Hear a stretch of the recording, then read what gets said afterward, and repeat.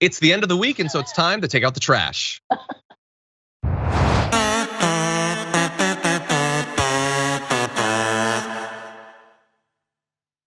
Boy, has it been a week filled up with garbage people. How does one choose?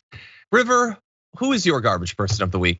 My garbage person of the week is Catherine Glenn, who is the CEO of one of the Right to Life. I can't even keep all those names straight. They make fun of all of our names, and I'm like, you guys got a lot of names too. You got a lot of names for the same thing. She made headlines being questioned by Eric Swalwell, I believe yesterday. He was really grilling her over the rape case of the 10-year-old child that we've all been sort of discussing this week, which has been unfortunate. But he asked if that would be an exemption for her. And then she basically said that would not be an abortion in that case.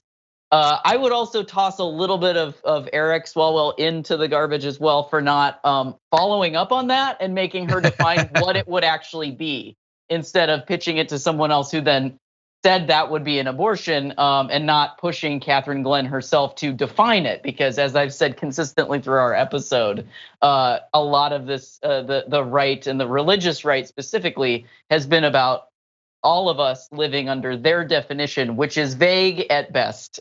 Yeah. So I would love to know what her actual definition of that exemption, what it would be, what she would call that. And I think, yeah, and you have some video to play, right? Yeah, let's check it out. Would a 10-year-old choose to carry a baby?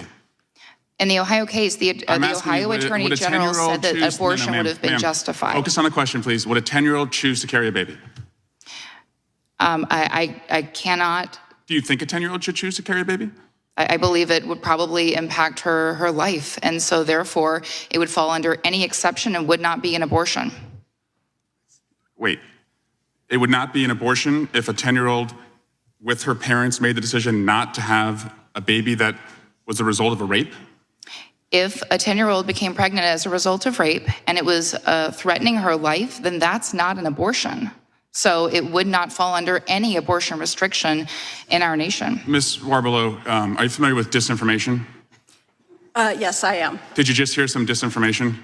Yes, I heard some very significant disinformation. Why don't you tell me about that? Yes, an abortion is a procedure. It's a medical procedure that individuals undergo for a wide range of circumstances, including because they have been sexually assaulted, raped in the case of the 10-year-old.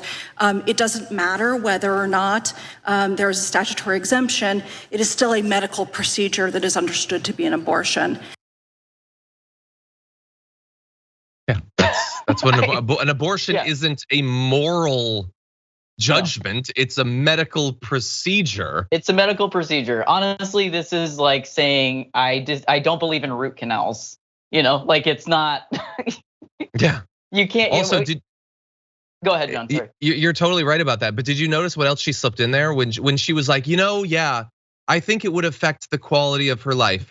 Well, first of all, if you believe that that's a good reason, if that's a justifiable reason to have an abortion, then why would you only apply it to 10-year-olds? But she then says, yes, if she needed to have the procedure to save her life. No, a 10-year-old is not allowed to have an abortion only when going forward with the pregnancy would threaten her life.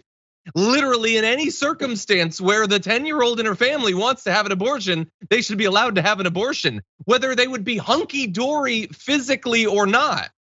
It's mind-boggling, disgusting, doesn't even begin to, but of course their insistence on focusing on this is distracting from what that other person said, is that it does not matter your reason for an abortion. It's a medical procedure, just like any other medical procedure. I don't get to tell anybody what they want to do with their body medically, no matter what. It doesn't, go back to HIPAA, like it doesn't, your reasoning is irrelevant, and I am not gonna judge you based on that. It's not up to me, it's up to you, your doctor, and your belief system. You get to decide.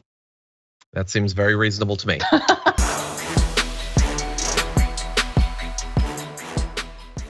Check out the Damage Report podcast each day, wherever you get your podcasts, whether Pocket Casts or Stitcher or iTunes. You can join me as I give you the news and stories you want, with a range of co-hosts and interview guests jumping in on the fun each day. Again, that's the Damage Report, wherever you get your podcasts. And if you get them at iTunes, don't forget to rate and review. Sometimes I'll read them live on the show.